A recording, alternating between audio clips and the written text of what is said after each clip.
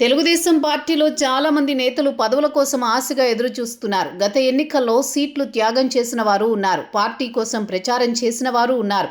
దశాబ్దాలుగా పార్టీని నమ్ముకున్న వారు ఉన్నారు. అటువంటి వారికి ఎలా న్యాయం చేస్తారు అనేది ఇప్పుడు ప్రశ్న. ఎందుకంటే ఏ పదవులు ఇప్పుడు వస్తున్నా అందులో 2 మిత్రపక్షాలకు సర్దుబాటు చేయాల్సి వస్తోంది. తాజాగా ఓ 4 రాజ్యసభ పదవులు ఖాళీ అయితే అందులో 3 తెలుగుదేశం పార్టీ తీసుకుంది. ఒక పదవిని జనసేనకు కేటాయించింది. గతంలో ఓ 4 రాజ్యసభ పదవులు భర్తీ చేస్తే అందులో 2 బీజేపీకి విడిచిపెట్టింది. దీంతో టీడీపీలో పదవుల కోసం ఎదురు చూస్తున్న వారికి ఇది ఇబ్బందికరంగా మారింది. అయితే ఇప్పుడు ఆశావహులు చూస్తే అధికంగా ఉన్నారు. వారిని ఎలా సర్దుబాటు చేస్తారు అనేది ఇప్పుడు ప్రశ్న. కానీ టీడీపీ ఆలోచన వేరేలా ఉంది. ప్రస్తుతం శ్రీకాకుళం నుంచి అనంతపురం వరకు తీసుకుంటే సీట్లు త్యాగం చేసిన చాలా మంది నేతలున్నారు. రాజ్యసభతో పాటు రాష్ట్ర స్థాయి నామినేటెడ్ పదవులు భర్తీ జరిగింది, కానీ వీరికి చోటు దక్కలేదు.